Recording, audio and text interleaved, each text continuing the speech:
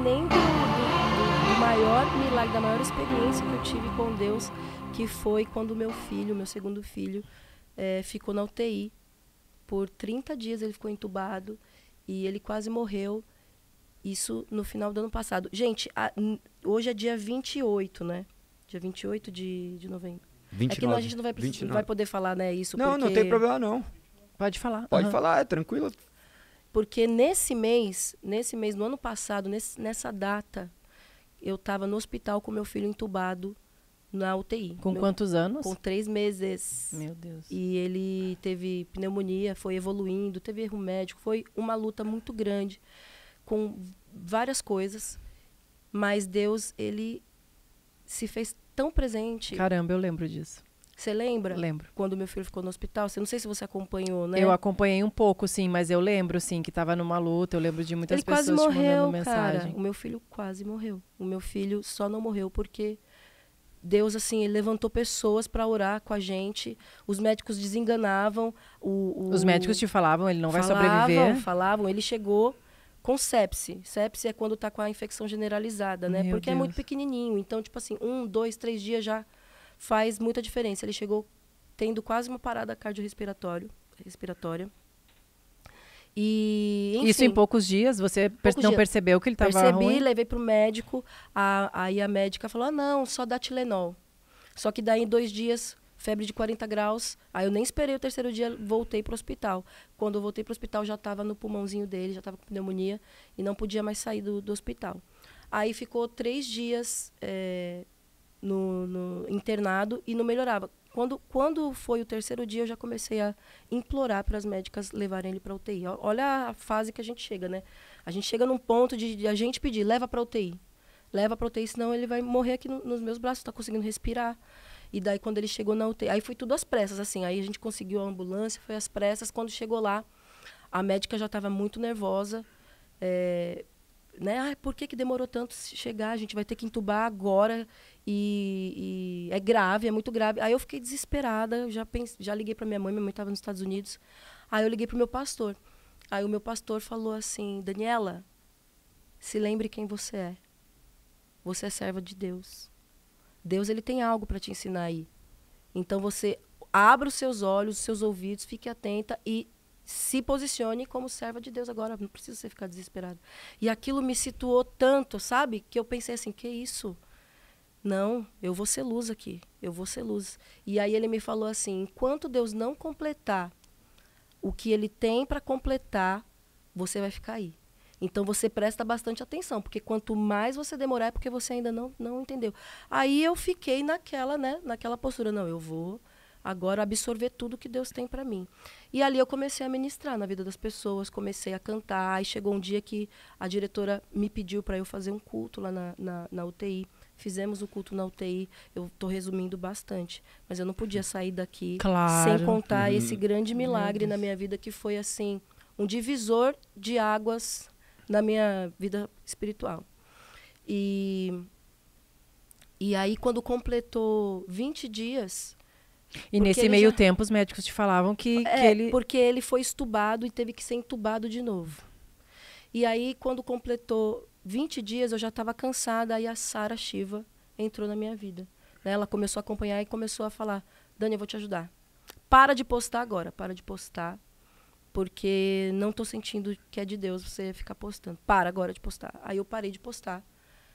E ela falou, agora você vai focar aqui. Você vai focar no seu filho. Quem é a pessoa mais crente que você conhece? Ela me perguntou. Eu falei, minha mãe.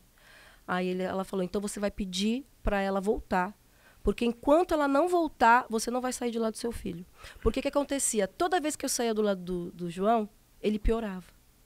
E aí a gente começou a entender que era uma luta espiritual e que era algo que Deus tinha comigo, que ele queria me ensinar, sabe? E daí ali ela começou a me fazer me apropriar da autoridade que eu tinha como mãe.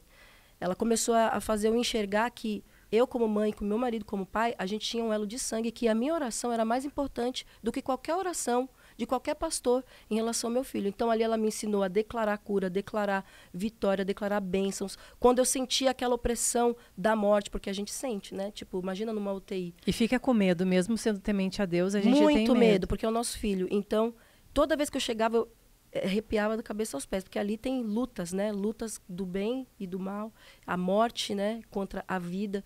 E você começa a se envolver também com as outras histórias, né? Das outras mães, você vê óbitos, você vê, você está numa UTI, né?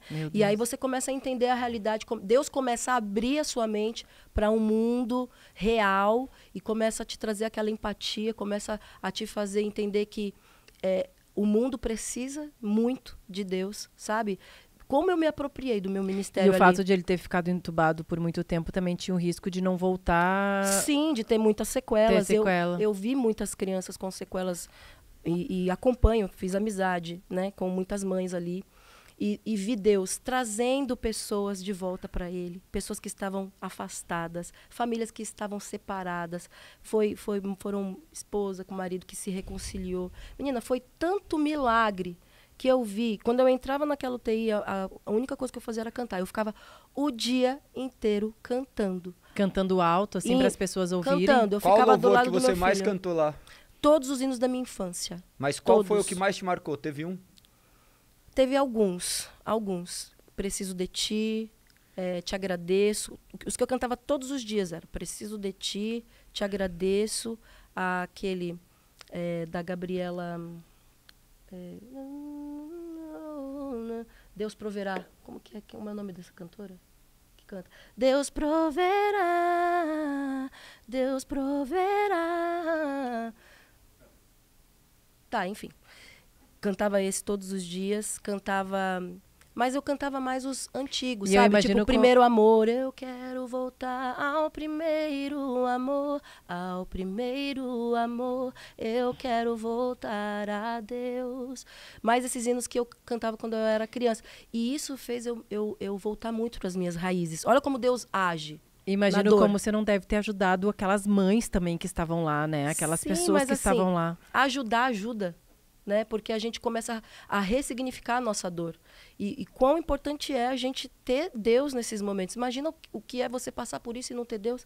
Se a gente que tem Deus, a gente se desespera, sabe? A gente começa a entender, quando a gente passa muito perto da morte, a gente começa a entender quão frágil é a nossa vida e como a gente precisa aproveitar ao máximo o tempo que a gente tem, até porque assim é muito rápido a nossa juventude, para poder fazer coisas significativas, para poder aproveitar nossos filhos, para poder passar o que a gente tem de bom para as pessoas, para poder ajudar o máximo de pessoas possíveis. Tudo que é supérfluo, tudo que não tem sentido algum a gente se preocupar, perdeu totalmente força na minha vida, sabe? Eu parei de correr atrás do vento. Olha, foi muito nítido isso na minha vida.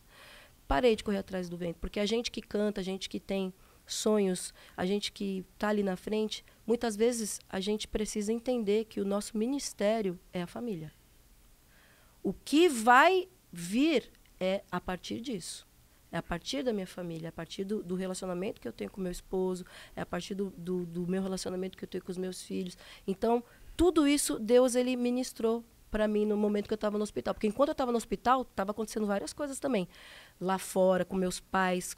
Aí meus pais tiveram que voltar, porque eu não estava mais suportando aquela situação sozinha, né? Só que olha que interessante. Você nem saía da UTI? Aí teve uma hora que eu falei, não vou poder mais ficar com o Luca. Vou ter que ficar aqui. Porque toda vez que eu saía, meu filho piorava.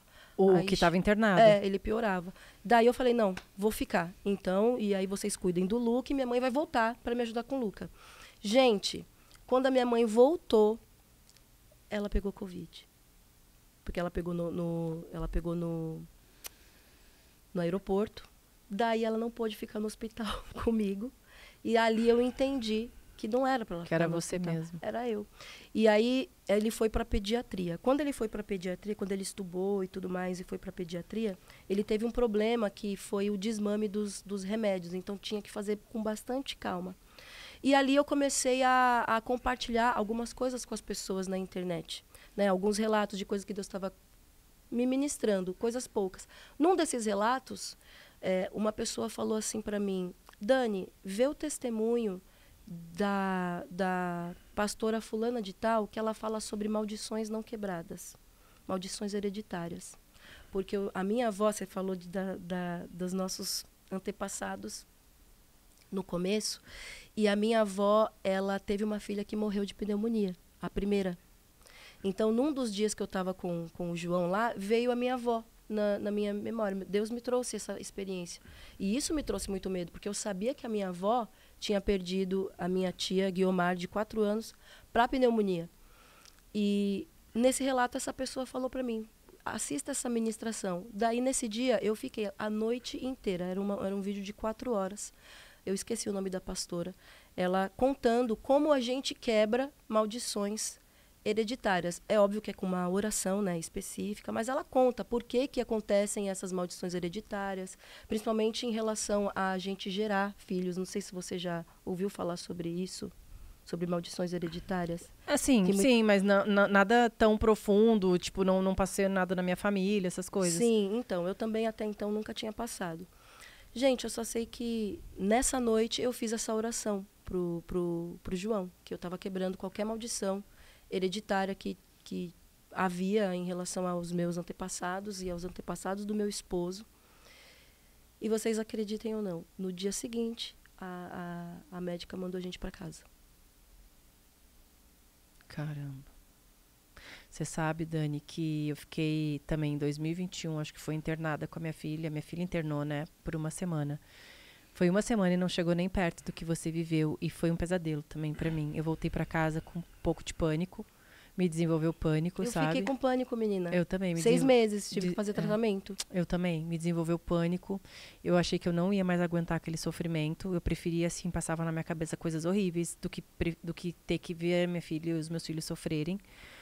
É muito sério isso, né? Isso que a gente tem Deus. Imagina quem não quem não tem fé, quem não tem conhecimento da palavra, quem não se apega, né? Quem não conhece as problemas. Deus me livre, gente, passar coisas assim sem Jesus. É muito grave, mas é uma superação, né? Sim. Isso que você viveu, e ainda bem que você conseguiu enxergar o processo de Deus com você, aquilo que o Senhor queria tratar dentro de você, com o seu filho. Sim, com certeza. Sobre essa oração, para que você quebre qualquer coisa que tivesse na sua família. Porque os nossos filhos são herança de Deus. E foi muito intenso, né, o que eu passei. E eu entendi o quanto que Deus, ele teve misericórdia do meu filho, principalmente. E o cuidado dele ensinar a gente, né, nos mínimos detalhes das coisas que a gente passa, né? É só a gente realmente Hoje ele está com quanto atentar. tempo? Ele está com 1 ano e 3 meses. Está terrível. Já está começando a falar. E eu acredito que é isso, né, gente? É um dia após o outro com Deus e a gente procurando se entregar cada vez mais e mais e mais, nunca desistir e nunca pensar que já estamos prontos, né? Amém. Um dia a mais que Deus vai nos aprimorando cada vez mais. Amém, que Deus derrame graça sobre a sua Amém. vida, sobre a sua família, sobre os seus filhos, muita saúde, né? E que Deus nos torne fortes e corajosas, né? Porque ser mãe é um desafio. É um desafio. Nós precisamos de muita força, muita coragem para enfrentar as coisas. Às vezes a gente acha que está preparada, mas nós não estamos preparados para enfrentar as dores, os desafios com os nossos filhos. Menina, não sei, depois que você saiu do hospital, depois você ficou meio mais ligada assim com coisas de saúde? O que você acha, amor? Cara, eu queria muito saber de uma segunda opinião, porque mudou totalmente a minha vida. Eu já era uma pessoa muito ligada com coisas de saúde, mas assim, hoje, sei lá, acho que Deus ele ministra em outros níveis e âmbitos, né? Quando a gente passa por coisas desse tipo. E eu mudei totalmente. Eu entendi que aquilo que eu como também, né? Também pode me fazer mal. E espiritualmente também, porque muita coisa que a gente come, né? Faz mal para depressão, para ansiedade, causa muita coisa ruim. E eu senti Deus me ensinando muita coisa em relação a isso também, sabe? Alimentação e coisa. Ai, que bom, gente, não estou sozinha. Muitas